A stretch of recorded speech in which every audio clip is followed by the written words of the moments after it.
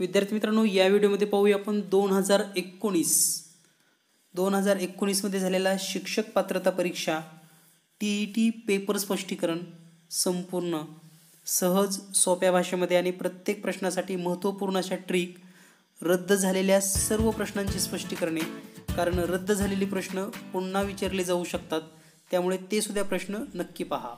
सर्व विद्यार्थ्याच्या आग्रहास्तव किंवा मागणीनुसार आपण 2019 मध्ये झालेला TET पेपर 1 शिक्षक पात्रता परीक्षा TET पेपर 1 2019 यामधील सर्व गणिताचे स्पष्टीकरण या व्हिडिओमध्ये देणार आहोत। परंतु स्पष्टीकरणासोबत गेस प्रश्न याचे पण व्हिडिओ आपण अपलोड केलेले आहेत, ते पण पाहून घ्या। आणि ज्या विद्यार्थ्यांना 2013 पासून 2019 पर्यंतचे सर्व पेपर स्पष्टीकरण हवे आहेत त्यांनी 1 महिन्याची बॅच आपण 1 ऑक्टोबर पासून सुरू करतोय, तर 1 ऑक्टोबर पासूनची बॅच जॉईन करावी। यामध्ये तुम्हाला सर्व पेपर स्पष्टीकरण, गेस प्रश्न आणि बरंच काही मिळणार आहे या व्हिडिओमध्ये, त्याबद्दलची सुद्धा माहिती आपण घेणार आहोत। तर पाहूयात TET पेपर 1 2019 मधील पहिला प्रश्न। या ठिकाणी पहिला प्रश्न आहे, खालील पर्यायात दर्शवलेल्या संख्या इतक्या वस्तू काही मुलांना समान वाटायच्या असतील तर कोणत्या वस्तूचे वाटप समान होणार नाही। तर या ठिकाणी कोणत्या वस्तूचं वाटप समान होणार नाही असं विचारले, म्हणजे थोडक्यात तुम्हाला या ठिकाणी मूळ संख्या शोधायची आहे, म्हणजे ज्या संख्येला कोणत्याही संख्येने भाग जात नाही। तर आपल्याला माहिती आहे 2 ची कसोटी माहिती आहे, एकक स्थानी या ठिकाणी प्रत्येक संख्येच्या एकक स्थानी 9 आहे, म्हणजे 2 नी भाग जाणार नाही। 4 ने भाग जाण्यासाठी पण या ठिकाणी 4 ची कसोटी लागू होत नाही, प्रत्येक ठिकाणी 39 दिलेला आहे, म्हणजे 2 च्या नाही गेला 3 न जातो का चेक करा। पहिल्या संख्येची बेरीज करून पहा, 5 आणि 1 3 8 आणि 9 17 जाणार नाही। दुसऱ्या संख्येची बेरीज करा, 27 39, 7 आणि 2 9, 9 9 18, 3 ने भाग जातो, 3 8 11 आणि 3 14, 14 आणि 9 23 याला जात नाही। 4 9 3 1 13 आणि 12 25 होतात, यालाही जात नाही। तर अशा जेव्हा तुम्ही कसोट्या चेक करता तेव्हा तुम्हाला एक गोष्ट लक्षात येईल, या ठिकाणी एकतर 2 संख्येतील फरक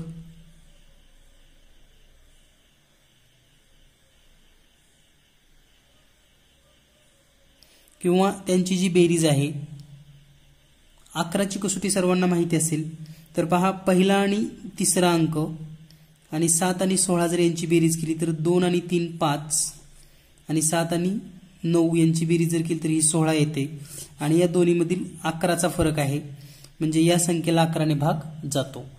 तिसरा पर्याय जर चेक केला आपण, 3 आणि 3 6 आणि 8 आणि 9 6 आणि या ठिकाणी जर ही बेरीज केली तर ही येते 17, दोन्हीतला फरक येतो 11। 4 आणि 7 9 आणि 9, 4 आणि 7 4 आणि 3 7 9 आणि 9 18, दोन्हीतला फरक येतो 11। याचाच अर्थ पर्याय 2, पर्याय 3 आणि पर्याय 4 ला 11 ने निशेष भाग जातो, म्हणजे या वस्तू आपण वाटप करू शकतात। या ठिकाणी जर पाहिलं तर 11 ने सुद्धा भाग जाणार नाही, कारण 1 आणि 3 4 आणि 9 आणि 4 13, म्हणजे 4 आणि 13 मध्ये 11 चा फरक येत नाही, म्हणजे या ठिकाणी समान वाटप होणार नाही। यासाठी पर्याय क्रमांक 1 उत्तर बरोबर आहे। तर लक्षात घ्या, कोणताही प्रश्न सोडवत असताना या सर्व बाजूनी तुम्हाला विचार करावा लागतो, तरच तुम्हाला हा प्रश्न सुटतो। या व्हिडिओमध्ये आपण प्रत्येक प्रश्न तर समजून घेणारच आहोत, परंतु यासारखी प्रश्न कशी येऊ शकतात हे पण आपल्याला पाहायचं आहे। शॉर्ट ट्रिक सुद्धा मी सांगणार आहे, कोणता प्रश्न सेकंदामध्ये सोडवता येतो किंवा त्याच्याही काही महत्त्वाच्या ट्रिक आपण समजून घेणार आहोत। यानंतर दुसरा प्रश्न आहे, योग्य नित्य समानता दर्शवणारा पर्याय निवडा। तर या ठिकाणी योग्य नित्य समानता, आता तुम्हाला जर सूत्र माहिती असतील तर सोप्या पद्धतीनं या ठिकाणी पहिल्या सूत्राचा जर विस्तार केला तर हा विस्तार येतो x वर्ग अधिक 2 अधिक 1 छेद x वर्ग। या ठिकाणी काय दिले पहा, 1 छेद x वर्ग अधिक 2x आहे, इथं फक्त 2 आहे, इथं 2x दिले म्हणजे हे चुकीचा विस्तार आहे. दुसऱ्याच्या ठिकाणी जर विचार केला तर याचा जर आपण वर्गाचा विस्तार केला तर या ठिकाणी पहिल्या पदाचा वर्ग म्हणजेच 1/9x वर्ग येतं वजा या ठिकाणी पुन्हा 2 येतं अधिक दुसऱ्या पदाचा वर्ग म्हणजेच 9x चा वर्ग. तर आता या ठिकाणी हे 2 आणि 2 बरोबर दिले परंतु हे आहे 3x वर्ग इथे यायला पाहिजे होतं 9x वर्ग. या ठिकाणी 3x वर्ग आहे या ठिकाणी 9x वर्ग पाहिजे म्हणजे हे पण चुकीचं आहे. तिसरी नित्य समानता अतिशय सोपी आहे. या पहिल्याचा जर विचार केला आपण तर जसं a वर्ग वजा b वर्ग बरोबर आपण काय लिहितो तर एका कंसामध्ये a अधिक b दुसऱ्या कंसामध्ये a वजा b हे तुम्हाला सर्वांनाच माहिती आहे. आणि म्हणून या ठिकाणी पहा 1/x वजा x आणि x अधिक 1/x फक्त हे लिहिताना मागं पुढे लिहिले पण दोन्हीचा अर्थ तोच होतो म्हणून ही नित्य समानता अगदी बरोबर आहे. पुढची जर नित्य समानता पाहिली तर पुढच्या नित्य समानतेचा थोडा आपण विचार करूयात. तर याचा विस्तार काय येतो 1/x वर्ग अधिक 2 अधिक x चा वर्ग बरोबर या ठिकाणी जर विस्तार केला आपण 1/x वर्ग वजा 2 अधिक x वर्ग आणि वजा 6. तर या ठिकाणी हे वजा 2 आणि हे वजा 4 आहे. वजा 4 या दोन्हीची बेरीज पुन्हा वजा 6 होते आणि या ठिकाणी आहे +2 म्हणजे हे पण मॅच होत नाही म्हणजे हे पण चुकीचं आहे. तर पर्याय क्रमांक 3च बरोबर आहे. विद्यार्थी मित्रांनो या ठिकाणी पहा कोणत्याही प्रश्नाला खूप अवघड किंवा सोपं म्हणण्यापेक्षा सोप्या भाषेमध्ये आपल्याला कसं समजेल लवकरात लवकर तुम्ही उत्तरापर्यंत कसा जाल यासाठी आपण सहज आणि सोप्या भाषेमध्ये अगदी तुम्ही जी लँग्वेज बोलता त्याच लँग्वेजमध्ये माझे प्रत्येक स्पष्टीकरण तुम्हाला या व्हिडिओच्या द्वारे मिळालेली आहेत. म्हणजे जेव्हा आपण एखादी गोष्ट पाहतो किंवा ऐकतो किंवा त्याच्या ज्या ट्रिक्स लक्षात ठेवतो त्याच तुमच्या डोक्यामध्ये कायमस्वरूपी राहतात आणि परीक्षेमध्ये जेव्हा प्रश्न सोडवण्याची वेळ येते तेव्हा हे विचार किंवा हे शब्द तुम्हाला नक्कीच आठवतात की या पद्धतीनं सांगितलं होतं किंवा असं आपल्याला करायला पाहिजे असं आपलं चुकू शकतं. तर या सोप्या सोप्या सिंपल कन्सेप्ट आहेत. आता हाच जर प्रश्न मला सोडवायचा असता तर मी कसा सोडवला असता पहा. याचा विस्तार हे 2x आहे इथं 2x दिले इथं फक्त 2च पाहिजे म्हणजे हे चुकीचं आहे हे लगेच लक्षात आलं असतं. या ठिकाणी पहिल्या पदाचा वर्ग 9 पाहिजे होता तो 9 नाहीच म्हणजे हे पण चुकीचं आहे. या ठिकाणी तर सरळ विस्तार दिला होता म्हणजे हेच बरोबर आहे आणि या ठिकाणी एक स्टेप तुम्हाला करावी लागली असती म्हणजे हे तुम्हाला माहीत झालं तर तुम्ही 1 मिनिटामध्ये हे प्रश्न सोडवू शकतात. यानंतर पाहूया आपण तिसरा प्रश्न. एका बागेतील एका वर्तुळाकृती बागेला 4 पदरी कुंपण घालण्यासाठी 1408 मीटर काटेरी तार लागली तर त्या बागेच्या कडेने समान अंतरावर 4 विजेचे खांब असतील तर प्रत्येक 2 लगतच्या खांबातील कमीत कमी अंतर किती असेल.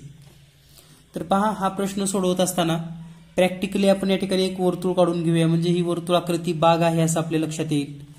तर या ठिकाणी आपण एक वर्तुळ काढलेला आहे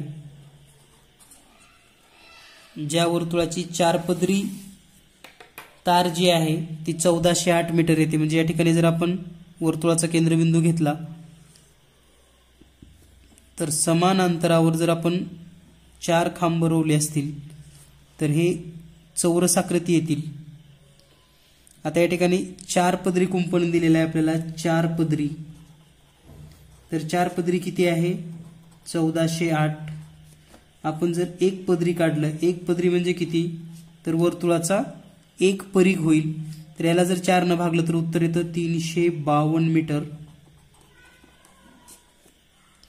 आणि आता परीघ माहिती आहे आपल्याला तर आपण हा प्रश्न जर सोडवला तर आपल्याला त्रिज्या सुद्धा माहिती होईल. तर त्रिज्या म्हणजेच 2πr बरोबर परीघ बरोबर 2πr 352 घेऊयात आपण म्हणजेच r बरोबर 352 छेदामध्ये πr 2π. तर या ठिकाणी 2 न भागू शकता तुम्ही आताच. 1 उरलं 2 14 1 उरलं 2 12 म्हणजेच 176 भागिले पाय. पायची किंमत जर लिहिली तर 22/7 येते. पुन्हा हे भागाकारातलं भागाकार म्हणजे छेदाचा छेद जो असतो तो अंशामध्ये गुणाकाराला जाईल म्हणजेच 176 गुणिले 7 भागिले 22. 22 1 22 आणि 22 8 176 आणि म्हणून R बरोबर येतं 8. 8 गुणिले 7, 8 गुणिले 7 म्हणजे 56 मीटर. म्हणजे वर्तुळाची जी त्रिज्या आहे पहा, ही वर्तुळाची त्रिज्या. जर आपण हा चौरसाचा कर्ण जोडला तर ही व्यास होईल. म्हणजेच व्यास किती येईल मग? त्रिज्येच्या दुप्पट, 56च्या दुप्पट म्हणजेच 112 मीटर.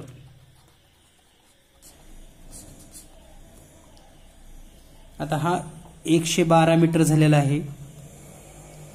तर आता आपणास बाजू काढावी लागणार आहे, चौरसाची बाजू. तर या ठिकाणी बाजू बरोबर हा कर्ण आहे आणि बाजू काढण्यासाठी आपल्याला सूत्र माहिती आहे, कर्ण वर्गमुळामध्ये 2. तर या ठिकाणी कर्ण आहे 112 वर्गमुळामध्ये 2. आणि यापूर्वी आपण बऱ्याच वेळेस व्हिडिओमध्ये सांगितले की कोणत्याही संख्येला जर वर्गमुळात 2 न भागायचं असेल तर त्या संख्येच्या निम्म लिहायचं. म्हणजे 112च्या निम्म 56 आणि पुढे वर्गमुळात 2 मीटर. म्हणजेच या प्रश्नाचं जे उत्तर असणार आहे त्या 2 तारेतील अंतर, म्हणजे हे जे अंतर असणार आहे किंवा हे कोणतंही 2 पोलातील अंतर, ते असेल 56 वर्गमुळात 2 मीटर. म्हणजेच या प्रश्नाचं उत्तर आहे पर्याय क्रमांक 4. यानंतर पुढील प्रश्न. यानंतर चौथा प्रश्न आहे, खालील पर्यायापैकी पूर्ण वर्ग संख्या जोडी कोणती? तर पूर्ण वर्ग संख्या जोडी शोधत असताना एक सोप्या पद्धतीने लक्षात ठेवा. दशांश चिन्हाच्या नंतर या ठिकाणी 3 संख्या दिलेल्या आहेत, या ठिकाणी 2 संख्या आहेत. सगळ्यात महत्त्वाचं, एक तर 0 नाही लिहिलं तरी चालतं. म्हणजे ही जोडी काय होईल पहा, 6.25 व 8.41. 6.45 व 8.41. दुसरी जोडी जर लिहिली आपण तर 52.9 व 0.625. तिसरी जोडी, फक्त आपण 0 हे करण्यासाठी हे डबल पर्याय लिहित आहोत, व 0.529. आणि चौथी जोडी आहे 3.24 व 0.841. फक्त 0 वगळलेत. आता पहा, पॉईंटच्या नंतर 2 घरं आहेत, पॉईंटच्या नंतर 2 घरं आहेत, पॉईंटच्या नंतर 1 घर, पॉईंटच्या नंतर 3 घरं.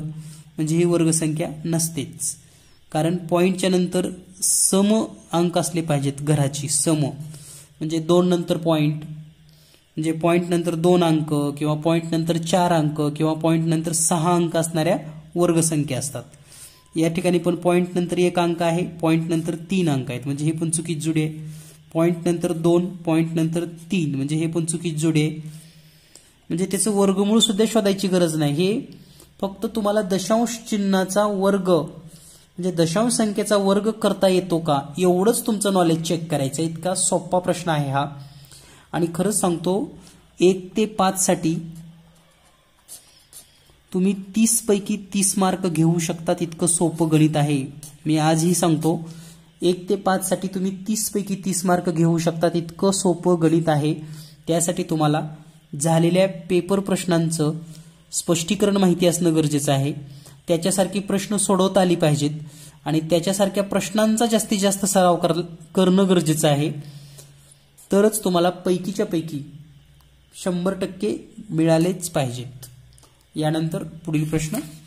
पुढचा प्रश्न आहे, काही 100 रुपये, काही 5 रुपये किमतीच्या नोटा असलेल्या पाकिटात 15,500 रुपये आहेत. 15,500 रुपये. यावरून या पाकिटामध्ये फक्त 50 रुपये किमतीच्या नोटांची संख्या खालील पर्यायापैकी किती असू शकेल? तर पहा, दिलेल्या माहितीनुसार या ठिकाणी जर आपण विचार केला,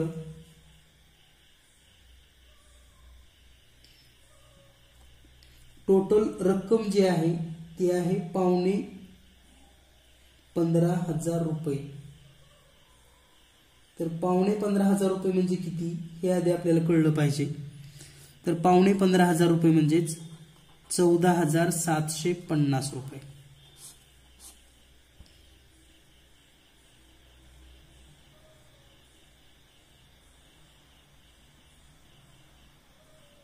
तर या ठिकाणी आता 14,750 रुपये कोणत्या गटाचे येतात हे आपल्याला जर शोधायचं असेल तर पहा, पहिला जर गट घेतला आणि याला जर 50 न गुणलं तर याचंच उत्तर जे येतं ते आहे 15,750.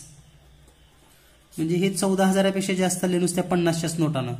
म्हणजे हा पर्याय चुकीचा आहे. दुसरा जर पर्याय पाहिला आपण 295, तर 295ला जर समजा आपण 50 न गुणलं तर हे उत्तर येतं 14,750 रुपये. म्हणजे हे बरोबर जेवढी आपल्याला रक्कम अपेक्षित आहे 15,500 रुपये तेवढंच येतं. मग 100 रुपयाची नोट आपल्याला घेताच येणार नाही ना, त्यामुळे हा पण पर्याय चुकीचा. आता तिसरा पर्यायाला जर आपण 50 न गुणलं तर याचं उत्तर येतं 6,150 रुपये. म्हणजे इतर नोटा 100च्या घेऊ शकतात, या ठिकाणी 100 रुपयाच्या नोट घ्यायला चान्स आहे. आणि शेवटी जर 98च्या जर नोटा घेतल्या 50 रुपयाच्या तर याची रक्कम होते 4,900 रुपये. आता या ठिकाणी 100 रुपयाच्या जर नोटा घेतल्या, कितीही तुम्हाला जेवढ्या घ्यायच्यात तेवढ्या, पण ही रक्कम वर जे 750 रुपये आले ना ते येत नाही. म्हणजे 50 रुपये यायला पाहिजे होतं ना वर. इथं जसं आता 6,150 आलं, 14,750 आलं, तर हे 50 हे 98 समसंख्या असल्यामुळे शक्य नाही. म्हणजे पर्याय क्रमांक 3 हे उत्तर 100% बरोबर आहे. तर या पद्धतीने जेव्हा तुम्हाला स्पष्टीकरण समजतात तेव्हाच तुम्ही आउट ऑफ मार्क घेऊ शकतात. यानंतर पुढील प्रश्न. पुढचा प्रश्न आहे 15, 21, 28 आणि 56 या कोणत्या प्रकारच्या संख्या आहेत? तर लक्षात घ्या, हा प्रश्न बऱ्याच वेळेस रिपीट झालेला आहे. आणि तुमच्या माहितीस्तव आणखी एक तुम्हाला आवर्जून सांगतो, 2019चा जो पेपर आहे तो नेमकं कोणता होता? तर 2015ला एक पेपर झाला होता आणि तो पेपर काही गैरमार्गामुळे कॅन्सल झाला. म्हणजे पेपर फुटला वगैरे किंवा पेपर बाहेर पडला या कारणामुळे कॅन्सल झाला. तर तो जो कॅन्सल झालेला पेपर आहे तो 90% जशाला तसा 2019ला त्यांनी घेतलेला आहे. म्हणजे काय झालं, मुलांनी काय केलं, 2013चा अभ्यास केला, 2014चा अभ्यास केला, 2015चा अभ्यास केला. पण अभ्यास करताना काय केला, तर जो नवीन पेपर झाला होता पुन्हा, म्हणजे हा कॅन्सल झाला म्हणून जो दुसरा पेपर झाला त्याचा जास्तीत जास्त अभ्यास केला, 2016चा अभ्यास केला. परंतु हा जो कॅन्सल झालेला पेपर आहे त्याच्याकडे जास्त लक्ष दिलं नाही आणि 100% कॅन्सल झालेला पेपर त्यांनी जशाला तसा 19ला दिला आपल्याला. म्हणजे मला हे सांगायचंय की या पद्धतीनं कुठला पेपर येईल आणि कसा येईल सांगता येत नाही, परंतु पाठीमागचे सर्व पेपर 100% रिपीट होतात. हे पुन्हा एकदा मी वारंवार सांगतोय, लक्षात घ्या. तर असो, तर ह्या 15, 21, 28 आणि 36 या सर्व त्रिकोणी संख्या आहेत. हे 2014लाच तुम्हाला माहिती झालं होतं, कारण 2013-14लाच हा प्रश्न आलेला आहे. यानंतर पुढील प्रश्न. एकूण रकमेपैकी ए कडे 0.6 पट, बी कडे 2.5 पट. जर बी पेक्षा ए कडे 560 रुपये जास्त असल्यास दोघांकडील एकूण रक्कम किती रुपये असेल? तर अतिशय सहज आणि सोप्या पद्धतीने तुम्ही हा प्रश्न सोडवू शकतात. तर पहा, ए कडची जी रक्कम आहे ती आहे 0.6 पट, बी कडे जी रक्कम आहे ती आहे 2/5, याचाच अर्थ असतो 0.4 पट. ज्याला दशांशमध्ये आपण भागले, लक्षात घ्या. आणि यांचा जो फरक आहे तो फरक किती आहे? 560. म्हणजे आपण असं लिहू शकतो 0.6 वजा 0.4 म्हणजे फरक आला 560. म्हणजे 0.2 ही वजाबाकी आली आणि 0.2 म्हणजे 560. याला जर आपल्याला 1 करायचं असेल तर याला 5 न गुणा आणि याला पण 5 न गुणून घ्या. हा गुणाकार 5 2 10 म्हणजे हे होतं 1, म्हणजे पूर्ण रक्कम झाली. लक्षात घ्या, 1 म्हणजेच पूर्ण रक्कम.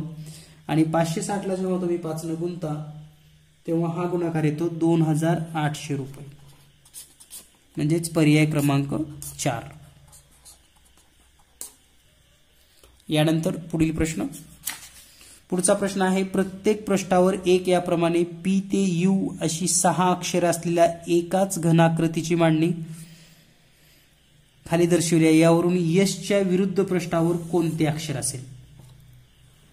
अतिशय सहज सोपा असा हा प्रश्न आहे आणि हा प्रश्न कसा सोडवायचा याची आयडिया किंवा क्लुप्ती तुम्हाला मी सांगणार आहे अतिशय सोप्या पद्धतीने. फक्त परीक्षेला जाताना एक खोडरबर सोबत ठेवा, खोडरबर, आणि अगदी सेकंदामध्ये हा प्रश्न सोडवा. तर या ठिकाणी एक खोडरबर आहे माझ्यासोबत. तर मी काय करणार आहे, हे खोडरबर ज्या दिशेने इथं ठोकळा दिसतो तसंच मी या ठिकाणी पकडलेला आहे पहा. तर वरचं अक्षर काय आहे तुम्हालाही लक्षात येईल. वरचं अक्षर आहे क्यू. तर या ठिकाणी मी क्यू ड्रॉ करतोय. त्याच्या या बाजूला आहे आर, तर या ठिकाणी आपण आर ड्रॉ करतोय. आता पहा तुम्हाला क्यू दिसेल, आर दिसेल आणि या ठिकाणी असेल मग टी अक्षर. तर या ठिकाणी हे खोडरबर थोडं स्टायलिश असल्यामुळं लवकर लक्षात येणार नाही. तर या ठिकाणी हे टी अक्षर आपण काढलेलं आहे.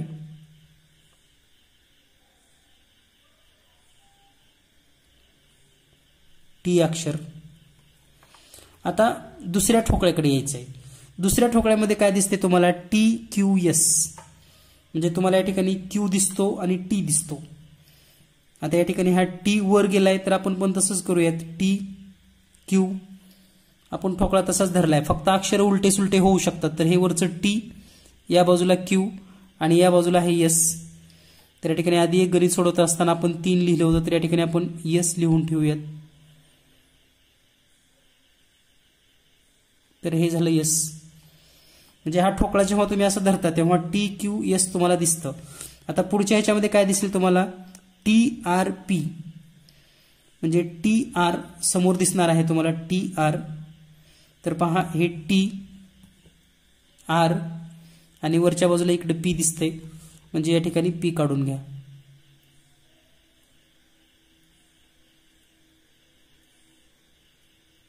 ठीक आहे, ठोकळा एकच आहे त्यामुळे सर्व अक्षरे या ठिकाणी येतात. आता या ठिकाणी आपल्याला विचारले काय, तर यसच्या विरुद्ध पृष्ठावर. आता यस कुठे आहे बघायचं, तुमच्याकडे खोडरबर तर असतं, यस इथं आहे तर त्याच्या विरुद्ध कोण आहे, आर. सिंपल अगदी.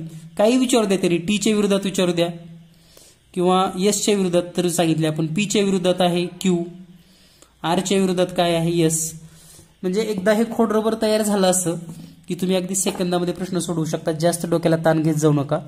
खोडरबर आणि सिस्पेन्शिल न्यायला परवानगी आहे आपल्याला, त्यामुळे त्याचा असा काही विचार करायची गरज नाही की खोडरबर आपल्याला लिहू देतील का नाही. म्हणून या प्रश्नाचं उत्तर आहे पर्याय क्रमांक 2 आर. यानंतर पुढील प्रश्न. पुढचा प्रश्न आहे, खालील पैकी योग्य रूपांतर असणाऱ्या जोड्या ओळखा. त्या ठिकाणी पहिला आहे 29.29. 75/18 म्हणजे 29.29 असं आपल्याला सांगितलेलं आहे का चेक करण्यासाठी काय करावं लागेल तुम्हाला, या ठिकाणी 4 ने याला भागून पाहावं लागेल. 4 1 4, 4 1 4, 3 उरले 35 होईल. 4 8 32, पुन्हा 3 उरतील. 4 7 28, पुन्हा 2 उरेल. 4 5 20. म्हणजे हे आलेलं आहे 18.75 आणि या ठिकाणी सांगितले 29.19. तर या ठिकाणी 29.19 हे बरोबर आहे. त्यानंतर दुसरं पाहूया आपण 25.5. आता हे 25.5 2 शून्य असल्यामुळे डायरेक्ट इकडून जर 2 शून्य दिले तर हे होईल मग 2 5 5 0 5 0. तर हे 25.5 होईल का, नाही होणार, म्हणजे हे चुकीचं आहे. त्यानंतर 12.25. तर हे 12.250 लिहिले काय किंवा 0 नाही लिहिले तरी काय चालतंच, म्हणजे हे बरोबर आहे. आणि तिसरं 10 पूर्णांक वगैरे जे दिले याला साध्या पूर्णांकात जर केलं तर 10 गुणिले 10 आणि 3 म्हणजे 100 आणि 3 103/10 होणार आहे, म्हणजे हे पण बरोबर आहे. त्या ठिकाणी पहा अ बरोबर आहे, ब चूक आहे, क बरोबर आहे आणि ड बरोबर आहे. म्हणजेच अ क ड हे बरोबर आहे. पहा अ क ड. तर अ क आणि ड असलेला पर्याय या ठिकाणी 3 मध्ये दिसतो तुम्हाला, म्हणून या प्रश्नाचं उत्तर आहे पर्याय क्रमांक 3. या ठिकाणी प्रत्येक प्रश्न आपण समजून पुढे जातोय. खरं तर हा पेपर 30 मिनिटांमध्ये सोडवून दाखवायला पाहिजे तुम्हाला, परंतु यासारखे प्रश्न जर आले तर तुम्हाला ते सोडवता आले पाहिजेत, ही पण काळजी आपण या ठिकाणी घेतोय. यानंतर पुढचा प्रश्न, या ठिकाणी पुढचा प्रश्न जर आपण पाहिला तर 2.4 गुणिले 2.4, 1.2 गुणिले 1.2 आणि या ठिकाणी 2.4 अधिक 2.4 झालेला आहे. हा प्रश्न महाराष्ट्र परीक्षा मंडळानं, महाराष्ट्र राज्य परीक्षा परिषदेनं रद्द केला होता. पण हा रद्द का केला होता याचं कारण पण आपल्याला कळलं पाहिजे. तर हा रद्द का केला होता, तर या ठिकाणी हे प्लस चिन्ह आहे ना, या ठिकाणी गुणाकाराचं चिन्ह अपेक्षित होतं आणि जर परीक्षेमध्ये पुन्हा हा प्रश्न दुरुस्त होऊन आला तर तो कसा सोडवायचा हे पण आपल्याला कळलं पाहिजे. रद्द झालाय म्हणजे का रद्द झाला हे पण माहिती पाहिजे, कारण तसाच रिपीट होऊ शकतो. तर हा प्रश्न सोडवायची सोपी पद्धत 2.4 गुणिले 2.4 म्हणजे 2.4चा वर्ग अधिक 1.2 गुणिले 1.2 म्हणजे काय 1.2 कंसाचा वर्ग अधिक 2.4 या ठिकाणी गुणिले आहे गृहीत धरा आणि 2.4 यामधून आपल्याला 2 बाजूला काढायचं आहे कॉमन.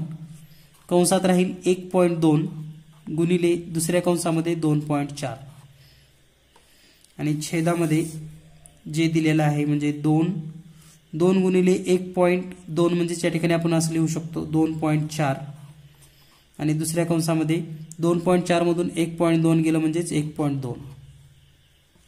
आता या ठिकाणी जर निरीक्षण केलं आपण वरच्या संख्येकडे तर ह्या संख्या अशा आहेत पहा, a चा वर्ग अधिक b चा वर्ग अधिक 2 हे a आणि हे b किंवा ab काही लिहिलं तर चालतं आणि हे आहे a हे आहे b प्लस चिन्ह. म्हणजे थोडक्यात हे जर सूत्र मांडलात तुम्ही तर असं लिहिता येईल तुम्हाला, याचं शॉर्टमध्ये a अधिक b कंसाचा वर्ग छेदामध्ये a अधिक b.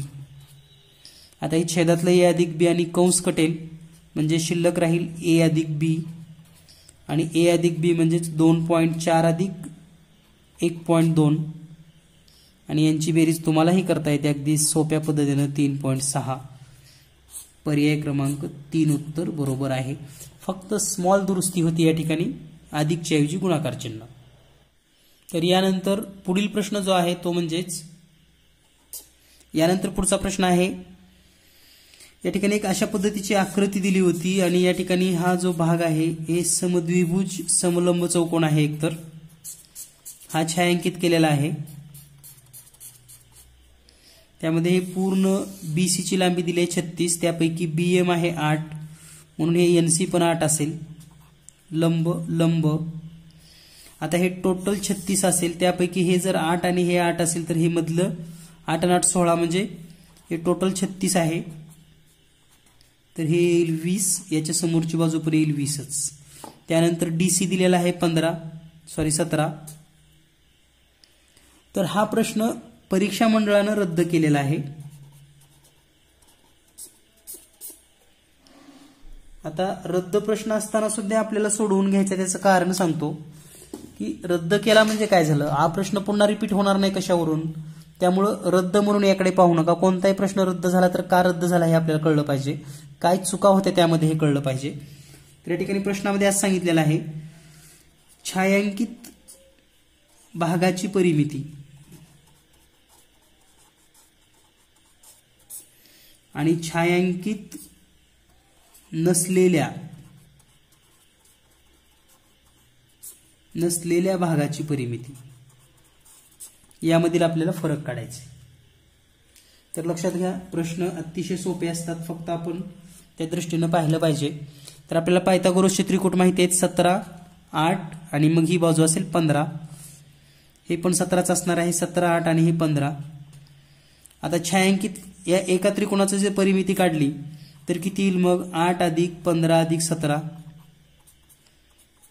8 आणि 15 आणि 17 टोटल बेरीज झाली 40. या ठिकाणी पण 8, 15, 17 यांची पण बेरीज येईल 40. 8 अधिक 15 अधिक 17 म्हणजे छायांकित भागाची परिमिती किती होते 40 अधिक 40 बरोबर 80.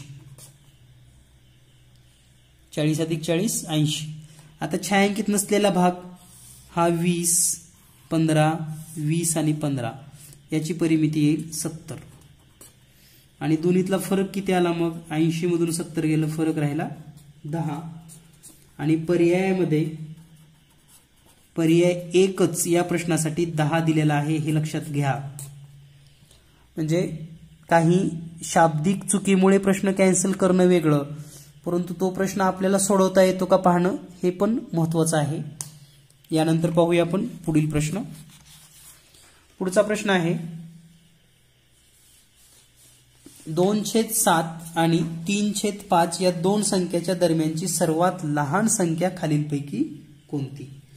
तर पहा, दिलेल्या माहितीनुसार हे 2/7 बरोबर किती होतं? तर हे येईल 0.28. आणि 3/5 बरोबर किती होतं? तर हे आहे 0.6. पुढे 0 लिहित चला, पण 2 अंकापर्यंत लिहित चला. तर आता याचं जर आपण दशांश अपूर्णांकात लिहिलं तर हे येईल 0.20.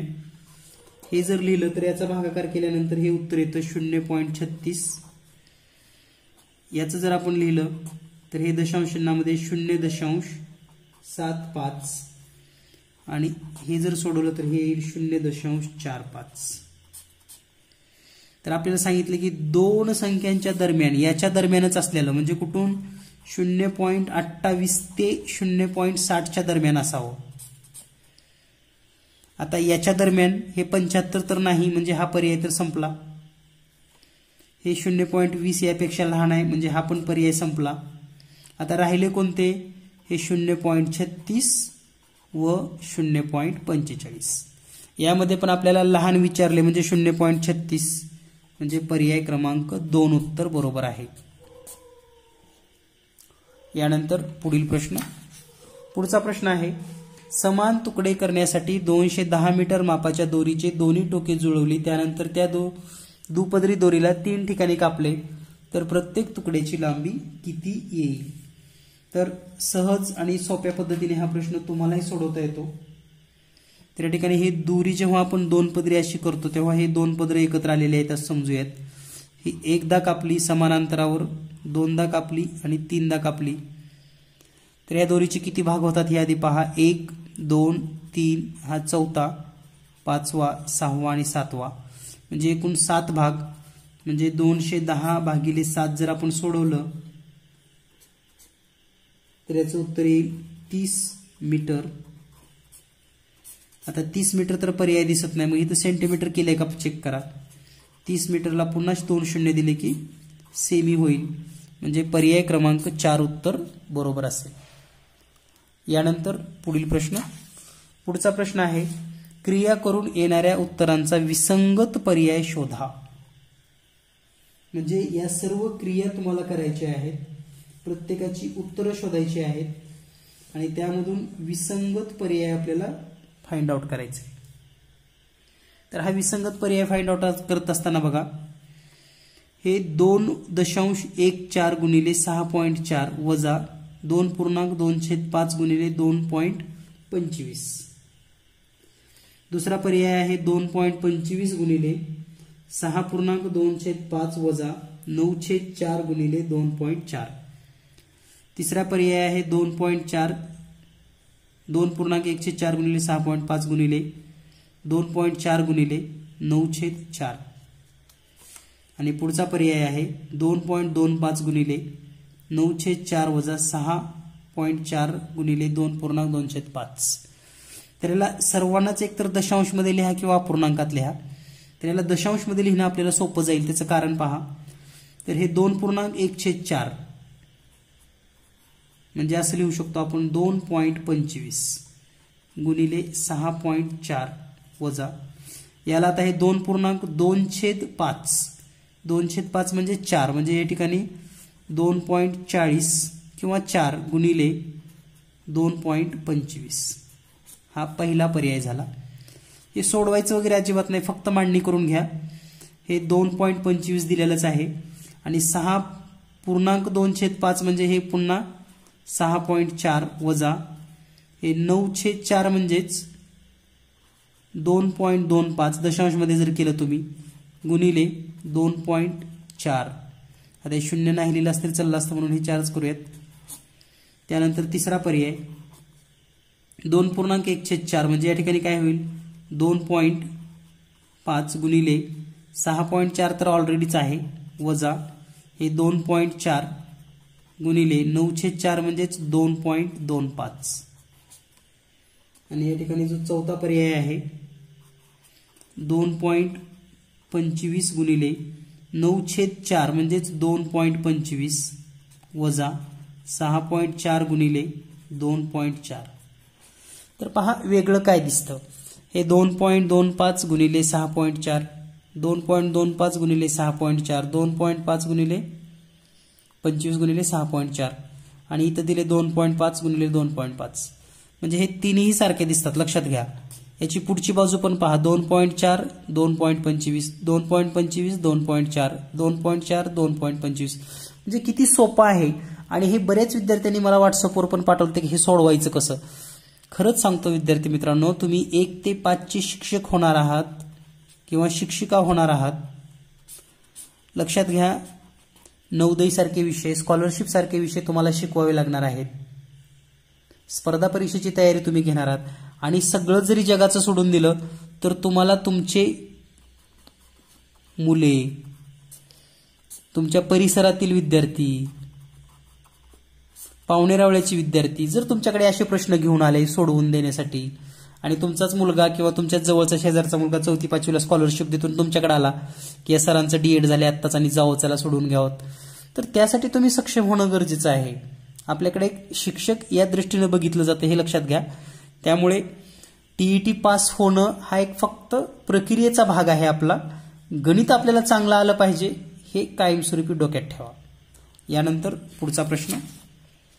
पुढचा प्रश्न आहे x वर्ग वजा 10x अधिक 24 छेदामध्ये x वजा 6 बरोबर 0 असेल तर x ची किंमत किती तर अगदी एका ओळीमध्ये याचं उत्तर येतं याचा फक्त आपल्याला अवयव स्वरूपामध्ये मांडणी करता आली पाहिजे म्हणजे x वजा 6 एका कंसात दुसऱ्या कंसात x वजा 4 आणि छेदामध्ये x वजा 6 बरोबर 0 ज्या विद्यार्थ्यांनी टीईटी चा क्लास लावलाय ना त्या विद्यार्थ्यांनी आतापर्यंत असे किमान 10 ते 15 प्रश्न आपण सोडवून घेतलेले आहेत पहा म्हणजे हे तोंडपाठच व्हायला पाहिजे तुम्हाला तर x वजा 6 कटलं x वजा 4 बरोबर 0 आणि म्हणून x ची किंमत येते 4 पर्याय क्रमांक 4 यानंतर पुढचा प्रश्न आहे 4.3/4 डझन आंब्याची किंमत 2280 रुपये आहे तर 9 आंब्याची किंमत किती तर आता 4.4 आंबे म्हणजे किती होतात हे पहा तर 4.4 म्हणजे या ठिकाणी 4 डझन आणि 4/4 म्हणजेच 3/4 म्हणजे हे पाऊंड डझन होतात लक्षात घ्या पाऊंड जसा 1 रुपयाचा पाऊंड असतो ना तसा डझन 3/4 म्हणजे पाऊंड डझन हे 4 डझनचे किती होतात 48 आणि पाऊंड डझनचे पुन्हा 9 आंबे टोटल होतील 57 आंबे तर 57 आंब्याची किंमत किती आहे 2280 तर एका आंब्याची काढायची असेल तर 2280 ला आपणास 57 भागावं लागेल पुन्हा तुम्हाला आणखी कसं आहे आपल्याला वाटतं किती सोपं गणित दिलंय पण सोपं नसते दिलेलं त्यांनी चांगलीच तुम्हाला हे केलेली असते असो तर 57 आपल्याला या ठिकाणी भागायचं आहे आता आपल्याला 57 चा पाढा आला पाहिजे तर आपण हे करू शकतो आता हे जरी येत नसेल तर कसं करतो आपण कसं मुलांना शिकवतो तर 57 गुणिले 1 बरोबर 57 57 गुणिले 2 बरोबर 114 57 गुणिले 3 बरोबर 171 57 गुणिले 4 बरोबर 228 तर या ठिकाणी हे 228 आलेलं आहे बरं वाटायला लागले जरा आहे की नाही या ठिकाणी 4 लिहितो मग आपण वर 228 असं लिहितो आणि हे वजा करतो बऱ्याच विद्यार्थ्यांना हेच लक्षात राहत नाही की पुढे एक शून्य आहे म्हणून तर ते शून्य बी घ्यावं लागतं आणि पुन्हा शून्याचा भाग घालावा लागतो पुन्हा हे शून्य वजा म्हणजे 40 उत्तर येतं म्हणजे एका आंब्याची किंमत किती 40 रुपये आता आपल्याला 9 आंब्याची काढायची पुढचं सोपं असते फक्त एका स्टेप मध्ये ते अडकावून धरतात आपल्याला तर 9 चोक 36 आणि हे 0 360 पर्याय क्रमांक 2 उत्तर बरोबर आहे यानंतर पुढील प्रश्न क्रमवार 10 समसंख्यांची बेरीज 73 आहे. सॉरी, हे या ठिकाणी जे 73 दिले ना हे 730 आहे. तर त्यातील फक्त 6व्या आणि 3ऱ्या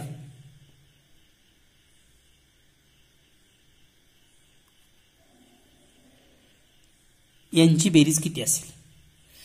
तर या ठिकाणी पहा, आता क्रमवार 10 समसंख्येची बेरीज हा शब्द जर असेल तिथं लक्षात घ्या, काही मिसप्रिंट असू शकतात कुठेही. बेरीज तर 730 असणार आहे. आणि जर याऐवजी जर सरासरी शब्द असेल, सरासरी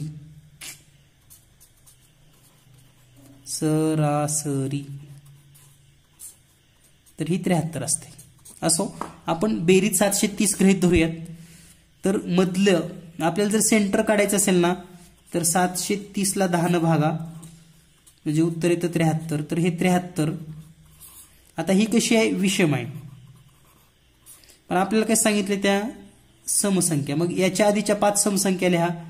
72, 70, 68, 66, 64, 66, 68, 70, 72. याच्या पुढच्या 5 समसंख्या लिहा. 74, 76, 78, 80, 82. आता आपल्याला कोणती पाहिजे? 6वी आणि 3री. पहिली, दुसरी, तिसरी 68 प्लस 5वी झाली की 6वी 74. 8 आणि 4 12ला 2, हातचे 1, 6 आणि 1 7 13 आणि हातचा 1 14. म्हणजे उत्तर असेल पर्याय क्रमांक 4 142. किती सोपं होतं? तर या ट्रिक तुम्हाला माहिती पाहिजेत, ही मेथड माहिती पाहिजे. यानंतर पुढील प्रश्न. पुढचा प्रश्न आहे, खालील पर्यायातील दोन्ही वेळामध्ये घड्याळातील तास व मिनिट काटा यांच्यात होणारे कोण एकरूप आहेत. त्यातील विसंगत पर्याय निवडा. म्हणजे सगळ्याच ठिकाणी सारखं आहे, परंतु वेगळं कोणतं असणार आहे हे आपल्याला शोधायचंय. तर यासाठी तुम्हाला 9:40, 2:20 एक आपण उदाहरण घेऊयात फक्त. या ठिकाणी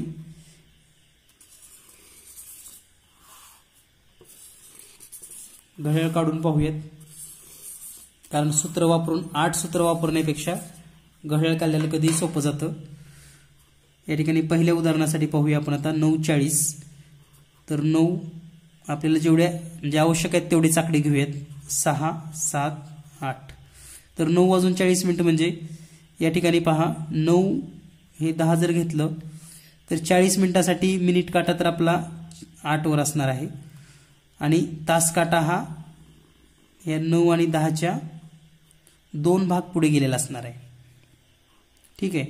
आता याच ठिकाणी 2:20 जर कोण काढायचा असेल, 12, 1, 2, 3, 4. तर मिनिट काटा 20 वर म्हणजे या ठिकाणी हा मिनिट काटा येईल इकडे असा 4 वर. आणि तास काटा 2 आणि 3च्या 2 भाग इकडून माग. तर पहा, हा 30 अंशाचा कोन आणि हे 2 भाग पुढे म्हणजे 2 भाग पुढे म्हणजे या ठिकाणी 40 मिनिट आहेत म्हणून हे 2 भाग म्हणजे हे दोन्ही कोण सारखे असणार आहेत, म्हणजे पहिल्यात आहेत. दुसऱ्याचा जर विचार केला आपण, 4:25, 12, 3, 6. 4:25 जर विचार केला, हे 4:05, 4:25. या ठिकाणी 4:25 काटा 5 वर असेल आणि 25 मिनिट म्हणजे या ठिकाणी थोडा 4च्या जवळ आलेला असेल. म्हणजे हा कोण मे बी 15, 16, 17, 18, 19, 20च्या दरम्यान असेल. त्यानंतर आता 8:35. तर हे 7 आणि हे 8, 9. तर 8:35 म्हणजे किती असणार आहे? तर 8:35 मिनिटावर तास काटा येणार आहे इथं.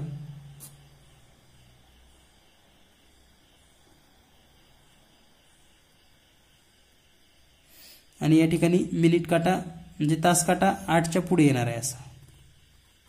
म्हणजे हा इतका कोण असणार आहे. म्हणजे या ठिकाणी पहा, हा 30 अंशाचा कोन तर ऑलरेडी झाला इथे लक्षात घ्या. हा 30 अंशाचा आणि पुढे अजून हा कोन गेलेला आहे. या ठिकाणी हे 30 पेक्षा लहान व्हायला लागले. म्हणजे इथंच तुम्हाला डिफरन्स सापडेल आणि तुम्ही सांगू शकता की पर्याय 2 चुकीचा आहे. आता पर्याय 2 सापडला म्हणून पुढचे शोधायची सुद्धा पण गरज नाही आपल्याला.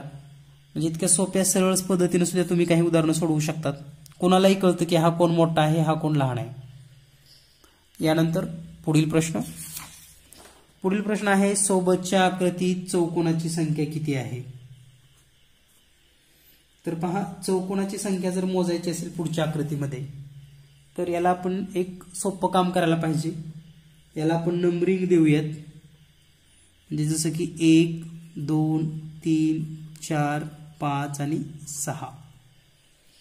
आता या ठिकाणी चौकोनाची संख्या म्हणजे की फक्त 4 बाजू असलेली आकृती शोधायची.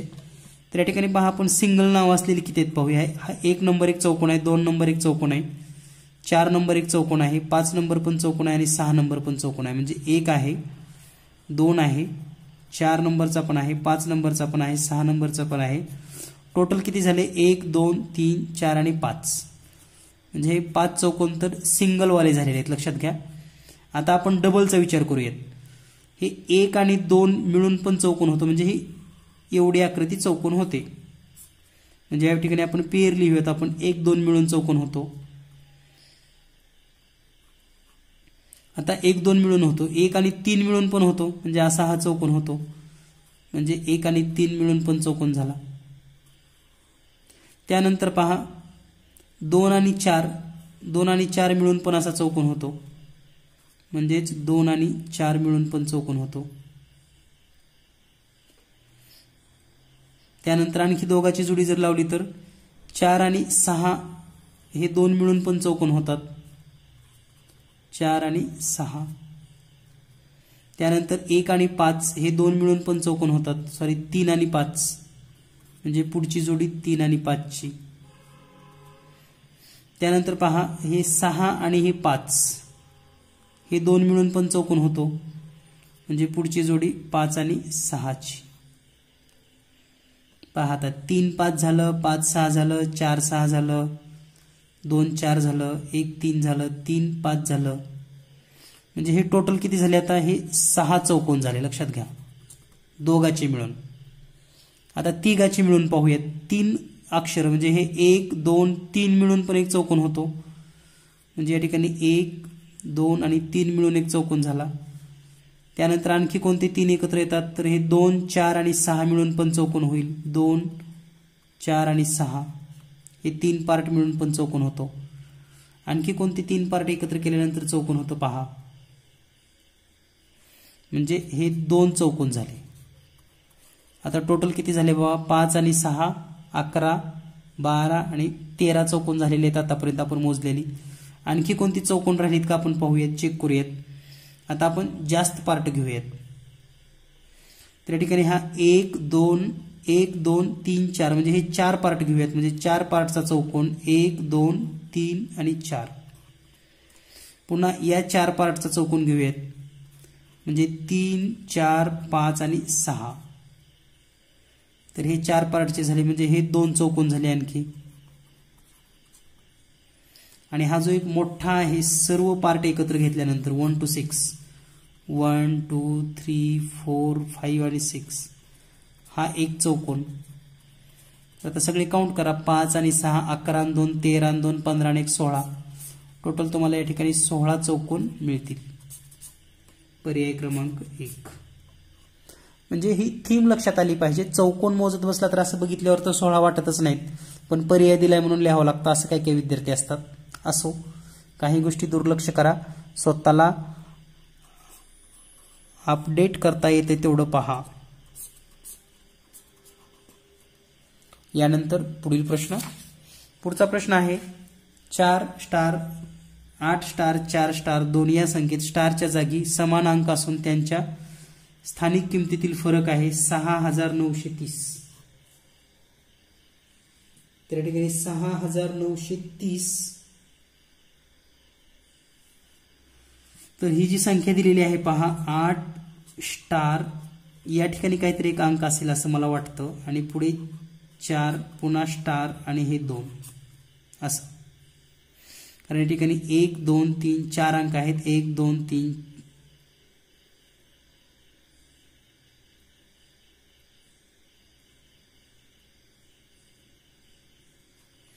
या ठिकाणी 7 नाही, बाय मिस्टेक.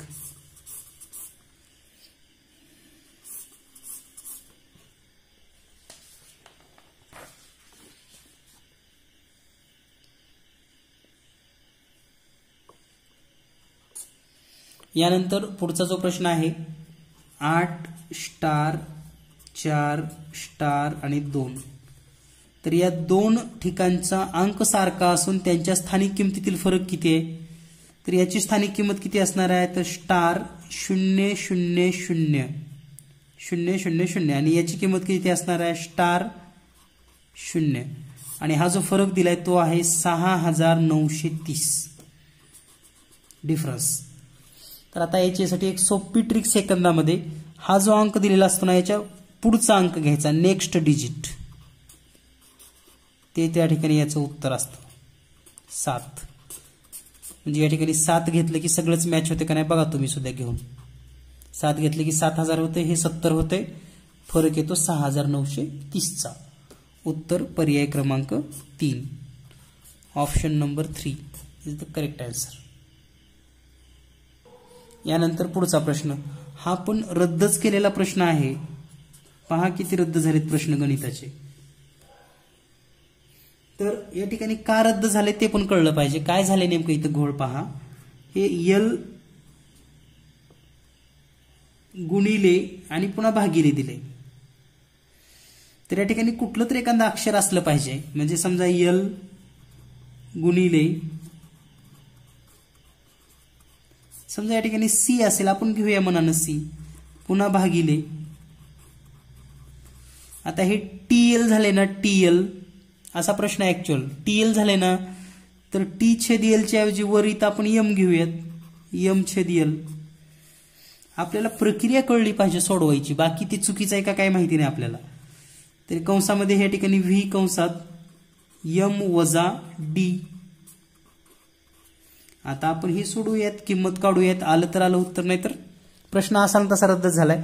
परंतु असा प्रश्न जर पुन्हा परीक्षेत आला तर तुम्हाला सोडवता आला पाहिजे, हे लक्षात घ्या. त्याच्यासाठी माझा अट्टास आहे हा. ठीक आहे. तर असो, यासाठी एक ट्रिक आहे पहा. ट्रिक माहिती असणं गरजेचं आहे आणि ते ट्रिकचं नाव आहे LCD माझा. एवढं एक वाक्य लक्षात ठेवायचं तुम्हाला.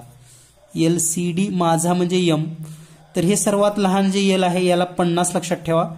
नंतर सी असतं त्याला 100, नंतर डी त्याला 500 आणि सगळ्यात शेवटी यम म्हणजे हे 1000. आणि यासाठी वाक्य काय लक्षात ठेवायचं तुम्हाला? LCD माझा. तुमच्या घरामध्ये LCD असतो का नाही? त्याला फक्त एवढंच म्हणायचं, LCD माझा. LCD माझा म्हणजे यम. माझ्यासाठी आपण यम शब्द वापरलाय. ठीक आहे. तर आता यल गुणिले, यल म्हणजे किती आहे? तर यल म्हणजे आहे 50 भागिले सी म्हणजे किती आहे? 100. या ठिकाणी गुणिले आहे, सॉरी, गुणिले 100 पुन्हा भागिले यम म्हणजे किती आहे? 1000. यल म्हणजे किती आहे? 50.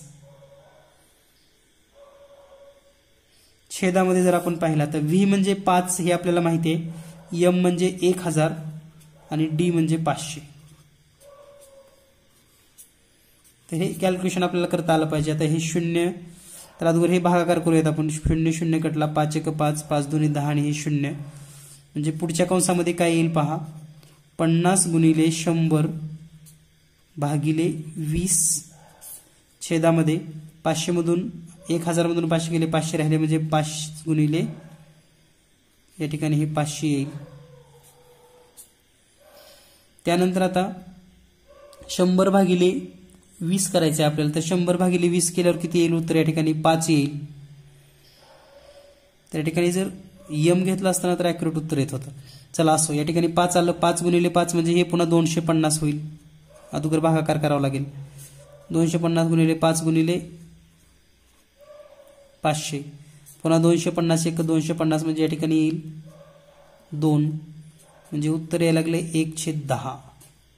तर पर्यायामध्ये तर हे उत्तर नाही, लक्षात घ्या. परंतु तुम्हाला ही मेथड माहिती असावीत आणि ही ट्रिक तुम्हाला लक्षात ठेवायची आहे, कारण असा प्रश्न रिपीट होऊ शकतो. यानंतर पुढचा प्रश्न, महाराष्ट्रातील सर्व टीईटी देणाऱ्या विद्यार्थ्यांसाठी हा अतिशय महत्त्वपूर्ण असा व्हिडिओ असून, जर आपण टीईटीचा फॉर्म भरला असेल, मग तो पेपर 1 आणि पेपर 2 कोणताही असेल, पेपर 1 किंवा पेपर 2 साठी, तर आपण आपल्या चॅनलवर गेस्ट पेपर दिलेले आहेत. हे सर्व पेपर आपण पाहू शकतात. त्याच्या पुढे जाऊन जर आपण शिक्षक पात्रता परीक्षेसाठी मनापासून तयारी करत असाल आणि गणितामध्ये जर तुम्हाला भीती वाटत असेल तर ही भीती घालवण्यासाठी 30 दिवसामध्ये संपूर्ण गणित कोर्स 30 दिवसामध्ये संपूर्ण गणित कोर्स आपण न्यू बॅच सुरू करत आहोत आणि ही न्यू बॅच 1 ऑक्टोबर ते 30 ऑक्टोबर या दरम्यान होणार असून 30 दिवसामध्ये टीईटी गणित संपूर्ण तयारी म्हणजे परीक्षेच्या दृष्टीने खरं तर ही एक फास्ट कोर्स बॅच आहे. आपण इतर कोणत्याही ठिकाणी बॅचेस लावले असतील किंवा क्लास लावला असेल तरीही गणितासाठी एक स्पेशल क्लास नक्की जॉईन करा. तर या क्लासच्या माध्यमातून आपण व्हिडिओज आणि व्हॉट्सअप या 2 पद्धतीने आपणास मार्गदर्शन करणार आहोत. जर तुमच्या मनामध्ये विनाकारण गणिताची भीती असेल किंवा गणित विषय याबद्दल जर तुम्हाला टेन्शन असेल तर हे टेन्शन आता कायमचं घालवा. व्हिडिओ क्लास आणि WhatsApp class fast course batch आपण सुरू करतो. यापूर्वीही आपल्या बॅचेस चालू आहेत. तरीही फक्त 30 दिवसामध्ये गणिताची कशी तयारी करायची किंवा 30 दिवसामध्ये नेमकं गणित कसं शिकायचं, तर यामध्ये नेमकं कोणते घटक इन्क्लूड असणार आहेत किंवा तयारी कशी पद्धतीने केली जाणार आहे ही सर्व माहिती या व्हिडिओमध्ये आपल्याला पाहायला मिळणार आहे. आणि गणिताची फक्त टीईटी पुरतीच नाही तर कायमची भीती घालवायची आपल्याला.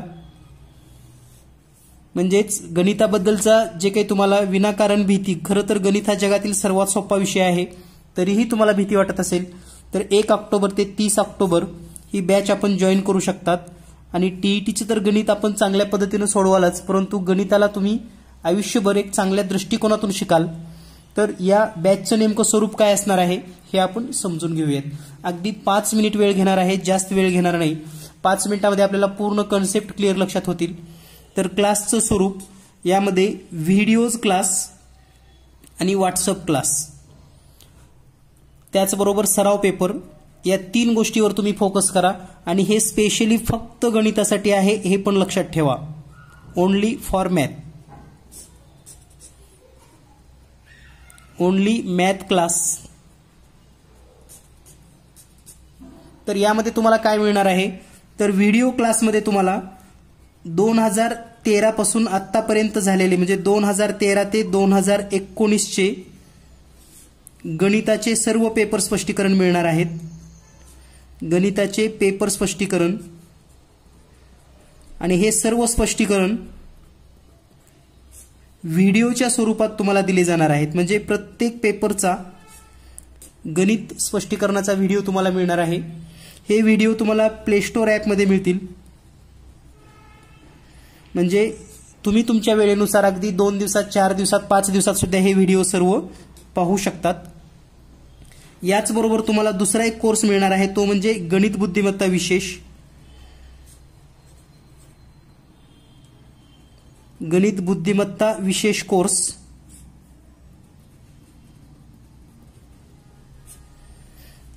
तर या गणित बुद्धिमत्ता विशेषमध्ये 35 व्हिडिओ गणिताचे आणि 35 व्हिडिओ बुद्धिमत्तेचे घटक वाईज, चॅप्टर वाईज तुम्हाला पाहायला मिळणार आहे. याचा उपयोग काय होणार आहे जर तुम्ही टेटची तयारी करणार असाल किंवा टेट परीक्षा 2022 मध्ये होऊ शकतात तर या दृष्टीनं गणित बुद्धिमत्ता विशेष हा सुद्धा कोर्स तुम्हाला सुरू करून दिला जाणार आहे. म्हणजे तुम्हाला 2 कोर्सेस मिळणार आहेत. एक म्हणजे गणित पेपर स्पष्टीकरण आणि बुद्धिमत्ता आणि गणित विशेष कोर्स. या कोर्सची जी व्हॅलिडिटी असणार आहे ही असेल 365 दिवस. म्हणजे हे दोन्हीही कोर्स तुम्ही 365 दिवस पाहू शकतात. तर या ठिकाणी व्हिडिओ कोर्स यामध्ये काय मिळणार आहे तुम्हाला क्लिअर झालेलं आहे. त्यानंतर आपण आता व्हॉट्सअप क्लास या संदर्भात माहिती पाहूयात. तर व्हॉट्सअप क्लासमध्ये दररोज 1 तास टीईटी पेपर 2013 पासून ते 2019 पर्यंत ज्या पद्धतीची गणित आलेले आहेत म्हणजे अगदी पेपर प्रमाणे त्याला समांतर अशी गणित सोडवून घेतली जाणार आहेत. म्हणजे हा सराव क्लास असणार आहे आपला. तर दररोज 1 तासामध्ये प्रश्न, त्यांची उत्तरं, स्पष्टीकरण या पद्धतीनं दररोज 1 तास सराव व्हॉट्सअप क्लासमध्ये घेतला जाणार आहे. याची टायमिंग सुद्धा तुम्हाला सांगतो. तर ही टायमिंग असेल सायंकाळी 6 ते 7 या वेळेमध्ये. त्याचबरोबर याच व्हॉट्सअप क्लासमध्ये प्रत्येक रविवारी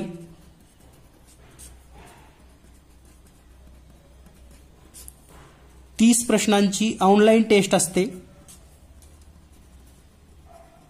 तर ही सुद्धा तुम्हाला मिळणार आहे. त्याचबरोबर झूम मीटिंग किंवा यूट्यूब लाईव्हद्वारे झालेल्या पेपरचे सर्व स्पष्टीकरण सुद्धा तुम्हाला दिले जातील. आता सर्वात महत्त्वाचा म्हणजे तिसरा भाग सराव पेपर. तर 3 सराव पेपर आपण देणार आहोत. 3 सराव पेपर. या 3 सराव पेपरमध्ये संपूर्ण अभ्यासक्रम म्हणजे ज्या पद्धतीनं 150 मार्काचा पेपर असतो, अगदी 150 मार्काच्या पेपरप्रमाणे तुम्हाला एकूण 3 सराव PDF स्वरूपामध्ये मिळतील, जे तुम्ही झेरॉक्स काढून सोडवू शकतात, सराव करू शकतात. तर या सर्व गोष्टी तुम्हाला या क्लासमध्ये उपलब्ध होणार आहेत. आणि या क्लाससाठीची फी अगदी नॉमिनल म्हणजे फक्त 500 रुपये असणार आहे. 500 रुपयामध्ये तुम्हाला व्हिडिओ क्लास, सर्व पेपर स्पष्टीकरण, चॅप्टर वाईज व्हिडिओ, याची व्हॅलिडिटी 365 दिवस. व्हॉट्सअप क्लास हा फक्त 30 दिवस असेल, 1 ऑक्टोबर पासून 30 ऑक्टोबर पर्यंत. आणि 3 सराव पेपर PDF स्वरूपामध्ये संपूर्ण अभ्यासक्रमावर, म्हणजे एकंदरीत गणिताची परिपूर्ण तयारी आणि इतर विषयाचे सराव पेपर, या पद्धतीने तुम्हाला हा क्लास मिळणार आहे. जर तुम्हाला हा क्लास जॉईन करायचा असेल तर तुम्ही आजच आपलं रजिस्ट्रेशन करू शकतात. आणि यासाठी तुम्हाला या ठिकाणी अधिक माहितीसाठी 8856 046 142 या नंबरवर आपण व्हॉट्सअप करा. आणि 1 तारखेपासून म्हणजे 1 ऑक्टोबर पासून सुरू होणाऱ्या बॅचला आजच आपलं ॲडमिशन फिक्स करा. तर सर्वांना खूप खूप शुभेच्छा. आणि ज्या विद्यार्थ्यांना क्लास लावायचे नाही त्यांच्यासाठी सुद्धा आपल्या चॅनलवर भरपूर असे सराव पेपर दिलेले आहेत. सराव पेपर पहा, नक्कीच तुम्हाला त्याचा सुद्धा भरपूर फायदा होईल. भेटूया लवकरच पुढील व्हिडिओमध्ये. धन्यवाद. Thank you very much. पुढचा प्रश्न आहे, 4 वर्षापूर्वी सुमित व राजू यांचे एकूण वय 31 वर्ष होते. जर सुमित राजूपेक्षा 3 वर्षांनी लहान असेल तर राजू 5 वर्षानंतर म्हणजे तर राजूचे 5 वर्षानंतरचे वय किती? थोडक्यात S प्लस R म्हणजे राजू यांचे एकूण वय किती आहे? 31 वर्ष. आणि सुमित हा राजूपेक्षा 3 वर्षांनी लहान आहे, म्हणजेच R मायनस S करा, याचं उत्तर किती आहे? 3 वर्ष. याला जर थोडं व्यवस्थित मांडणी केली तर तुम्ही असं लिहू शकतात, R अधिक S बरोबर 31 आणि R वजा S बरोबर 3.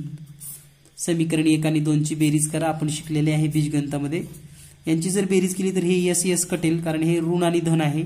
आणि R म्हणजे 2R.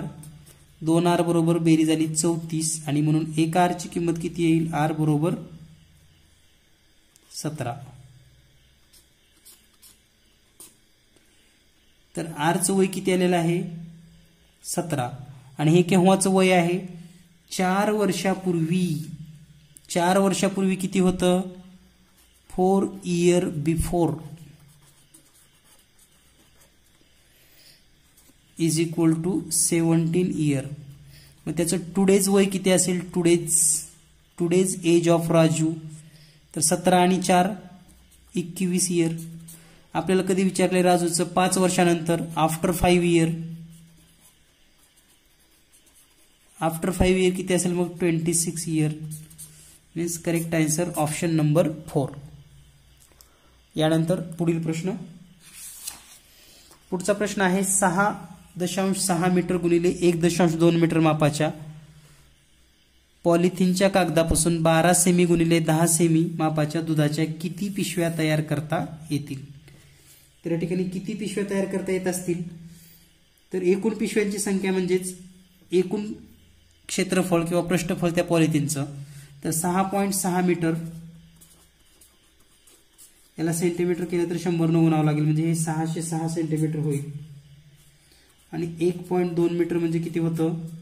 तर 120 सेंटीमीटर. म्हणजे आपण असं लिहू शकतो 660 गुणिले 120 छेदामध्ये 12 गुणिले 10. त्या ठिकाणी हे करत असताना आता हे पिशवी जी आहे ना, पिशवी हे दोन साईडनं असते. म्हणजे या ठिकाणी जर आपण पिशवी काढली अशी,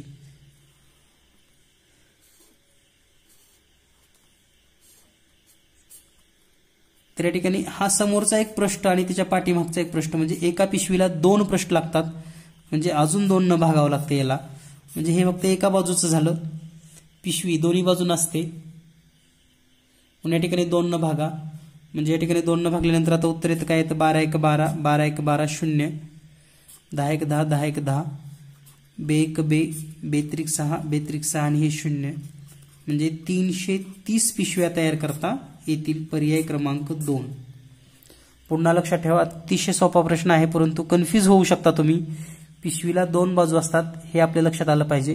याच्याऐवजी जर तुम्हाला समजा पतंग तयार करायचा असेल किंवा वहीची पेजेस तयार करायचे असतील तर हे 2 लिहायची गरज नव्हती, परंतु हे 2 पृष्ठ पिशवीला असतात म्हणून आपण 2 घेतलं.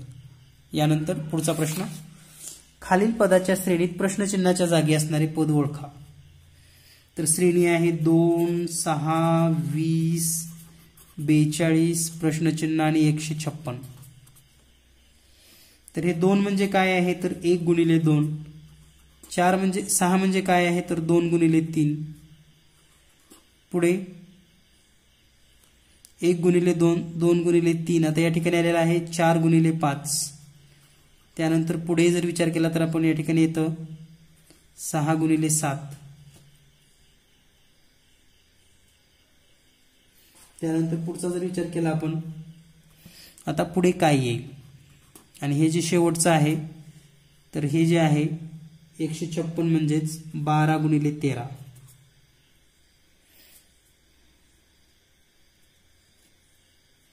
तर पहा 1 पुन्हा 2 आलेला आहे, पुन्हा 4 आलेला आहे, पुन्हा 6 आलेला आहे. आता काय असू शकतं, पुन्हा या ठिकाणी 12 आलेला आहे. पर्यायाचा विचार करूया थोडा. पर्यायामध्ये हे काय आहे तर हे आहे 8 गुणिले 9. 90 म्हणजे काय आहे 9 गुणिले 10. 110 म्हणजे काय आहे तर 10 गुणिले 11. आणि 132 म्हणजे काय आहे तर हे 11 गुणिले 12.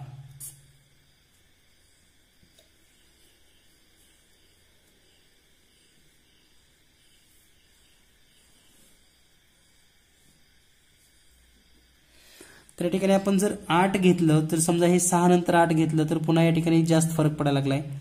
म्हणून मे बी या ठिकाणी हे 10 गुणिले 11 असं आयोगानं तर उत्तर दिले, परंतु हा प्रश्न तसा संदिग्धच वाटतोय माझ्या मते तरी. कारण या ठिकाणी पहा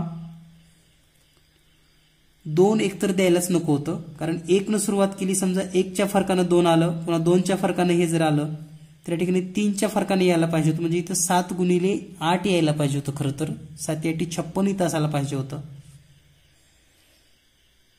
3च्या फरकानं. पुन्हा 4च्या फरकानं या ठिकाणी 11 असलं पाहिजे होतं. म्हणजे 11 गुणिले 12 आहे. आणि पुन्हा हे असं थोडं संदिग्ध आहे. असो, त्यांचं उत्तर आहे 111. परंतु हा प्रश्न मला तरी स्पष्टीकरण करायला पटलेला नाही. यानंतर पाहूया आपण पुढील प्रश्न. पुढचा प्रश्न आहे, मूळ संख्यांचा गट दर्शवणारा पर्याय कोणता. खूपच अवघड, खूपच सोपा अशा प्रकारचा हा प्रश्न आहे. खरं तर आपल्याला फक्त मूळ संख्या आणि संयुक्त संख्या यामधला फरक कसा ओळखायचा एवढं जर कळलं तर आपण सेकंदामध्ये हा प्रश्न सोडवू शकतो. जाणाऱ्या 7 न भाग जाणाऱ्या वेगवेगळ्या संख्या या सगळ्या संयुक्त संख्या असतात. तर आपण जनरली या ठिकाणी जर बेरजा करून पाहिल्या तर या ठिकाणी 9 1 10, 3 13, 3 न भाग जात नाही, 6 3 9 इथं पण 3 न जात नाही, 12 3 पण जात नाही, 143 पण जात नाही. परंतु एक गोष्ट लक्षात आलेली असेल तुम्हाला की या ठिकाणी 11 ने भाग जातो 113, 143 ला 11 1 11 जर भागलं तर या ठिकाणी भाग जातो. या ठिकाणी पण 143 आहे, याला पण 11 ने भाग जातो. इथं पण 143 आहे, याला पण 11 ने भाग जातो. आता 3 पर्यायामध्ये 143 जर संयुक्त असेल तर या सगळ्या मूळ संख्येचा गट होणार नाही. राहिला फक्त पर्याय 3च. यानंतर पुढील प्रश्न, 2012 साली प्रजासत्ताक दिन गुरुवारी साजरा झाला असेल तर त्याच वर्षातील बालदिनाचा वार कोणता? तर लक्षात घ्या, जर प्रजासत्ताक दिन गुरुवारी असेल तर बालदिन कधी? तर याची एक सोपी ट्रिक सांगतो तुम्हाला. प्रजासत्ताक जर माहिती असेल आणि बालदिन जर काढायचा असेल आणि याचे जे काही वार असतात मागचे पुढचे हे पण सगळे पाठ करून ठेवा. तर जो इथं वार आहे त्याच्या पाठीमागचा वार घ्यायचा, पाठीमागे एक दिवस. म्हणजे आज गुरुवार आहे इथं, तर त्याच्या आधीचा एक दिवस म्हणजे या ठिकाणी असेल बुधवार. पर्याय क्रमांक 1. यानंतर पुढील प्रश्न. पुढचा प्रश्न आहे आलेखावरचा, प्रश्न क्रमांक 27 आणि 28. तर या ठिकाणी हा प्रश्न सोडवण्यासाठी आपल्याला आलेख माहिती असणं गरजेचं आहे. आलेख काय आहे हे आपण समजून घेऊयात सुरुवातीला. हा आहे आलेख 2019च्या परीक्षेतला. या ठिकाणी काय दिले पहा. प्रमाण आहे वाय अक्षावर एक्स अक्षावर 1 सेमी बरोबर 5 साक्षर% लोक या ठिकाणी दिलेले आहेत पहा. तर हे अ ब क ड अशी गावाची नाव आहे, तिकडे शेकडा साक्षर दिलेला आहे. तर पहिला प्रश्न काय आहे आपण समजून घेऊयात.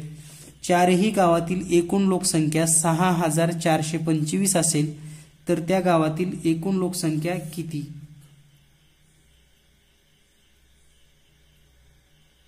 एकूण निरक्षर लोकसंख्या, या ठिकाणी हे एकूण निरक्षर लोकसंख्या.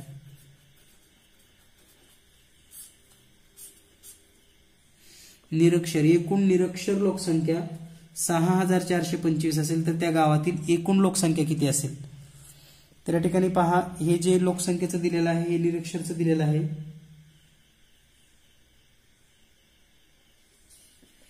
तर पुन्हा आपल्या माहितीस्तव हा पण प्रश्न रद्द झालेला आहे. का रद्द केला असेल तर एकतर या ठिकाणी निरक्षर साक्षर लोक दिलेले आहेत, पण निरक्षर लोक 100% असं गृहीत धरून दिलेलं नाही. आणि तसाही हा प्रश्न सोडवताच येतो, कारण हे किती आहे 85% आहे. तर वरचे किती आहे हे टोक 100% पर्यंत हे 15%. आता हे किती आहे 65 आहे, म्हणजे हे वरचं किती आहे मग पुढचं, तर हे 35%. पुन्हा हे किती आहे 75, म्हणजे हे किती असणार आहे वरचं 25%. हा पुन्हा 75 आहे, म्हणजे वरचा हा भाग हा पण 25%. म्हणजे 25, 25, 35 आणि 15, 50 म्हणजे टोटल हे झालं 100%. तर 100% बरोबर किती आहे 6425. परंतु आपल्याकडे 1, 2, 3, 4 गावं आहेत. मग 4 गावं म्हणजे 400% झालं. याला जर 4 न गुणलं तर काय उत्तर येतं पाहूया. 4 पंचे 20 ला 0 हातच्याली 2, 4 दुने 8 आणि 2 10 ला 0 हातच्याली 1, 4 दुने 8 आणि 1 9 आणि 4 सक्क 24. तर 24,900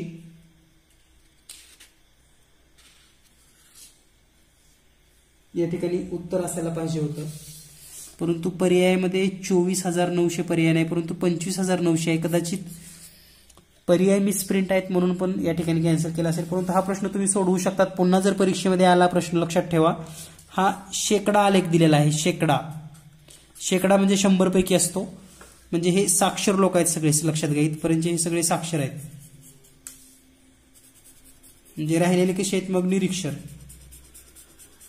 हे साक्षर आहेत, लक्षात घ्या. तर निरीक्षर हे सगळे 100% झाले. 4 गावातले 400, त्याचं उत्तर 24,900 येतं. रद्द जरी केला असला तरी सोडवायची कशी हे आपल्याला मेथड माहिती असणं गरजेचं आहे. यानंतर पुढचा प्रश्न आहे, अ गावातील साक्षर लोकसंख्या ही निरक्षर लोकसंख्येच्या किती पट आहे? आता अ गावातील साक्षर लोक, या ठिकाणी पहा, अ गाव साक्षर किती आहेत 85, निरक्षर किती आहेत 15. म्हणजे आपण असं करू शकतो 85 भागिले 15, 5 त्रिक 15, 5 1 5 3 उरलं 5 7 35, म्हणजे या ठिकाणी उत्तर येतं 17/3. 17/3 हे त्यांचं गुणोत्तर असेल. पर्यायामध्ये या ठिकाणी 17/3, तर त्याला पुन्हा दशांश चिन्हामध्ये केलं म्हणजे पूर्णांकित अपूर्णांकामध्ये जर 3 5 15 आणि 2 जर केलं तर हे येतं 17/5. तर पर्याय क्रमांक 2 उत्तर बरोबर आहे. खालीलपैकी योग्य विधान कोणती? एकरूप कोन असणाऱ्या समांतरभुज चौकोनाला आयत म्हणतात. एकरूप बाजू असणाऱ्या आयताला चौरस म्हणतात. एकरूप कोन असणाऱ्या समभुज चौकोनाला चौरस म्हणतात. फक्त अ आणि ब का तिन्ही विधानं योग्य आहेत हे आपल्याला शोधायचे आहे. तर पहा, एकरूप कोन असणाऱ्या समांतरभुज चौकोनाला आयत म्हणतात. तर याचा मिनिंग आपण समजून घेऊयात, म्हणजे अर्थ कळला की लवकर गोष्टी कळतात जरा. तर हा समांतरभुज चौकोन आहे आणि त्याचे कोन पण सारखे आहेत. समोरासमोरच्या बाजू असतात सारख्या समांतरभुज चौकोनामध्ये आणि कोन पण सारखे आहेत, म्हणजे हा होतो आयतच. म्हणजे पहिलं विधान सत्य आहे. दुसरं विधान, एकरूप बाजू असणाऱ्या आयताला चौरस म्हणतात. आता एकरूप बाजू म्हणजे आपण जर आयत काढला आणि त्याच्या सगळ्याच बाजू सारख्या काढल्या तर तो कोण होणार आहे? चौरसच होईल ना. एकरूप बाजू असणाऱ्या आयताला चौरस म्हणतातच, हे पण बरोबर आहे. तिसरं, एकरूप कोन असणाऱ्या समभुज चौकोनाला चौरस म्हणतात. आता समभुज आहे आणि सगळेच कोन एकरूप आहेत, म्हणजे या ठिकाणी चौरसच आकृती काढावी लागते आपल्याला. आणि समभुज म्हणजे चारी बाजू सारख्या आणि प्रत्येक कोन सारखा म्हणजे 90 अंशाचा, म्हणजे हा पण चौरस आहे. म्हणजे हे पण विधान बरोबर आहे. आणि अशा पद्धतीनं अ ब क तिन्ही बरोबर आहेत. पर्याय क्रमांक 4. तर या पद्धतीनं सर्व प्रश्नांची स्पष्टीकरण आपण पाहिलेली आहेत. नक्कीच तुम्हाला समजली असतील ही अपेक्षा. आणि यानंतर 2019 पेपर 2 सुद्धा लवकरच अपलोड केला जाईल. पाहत रहा, सबस्क्राईब करा. धन्यवाद. Thank you very much.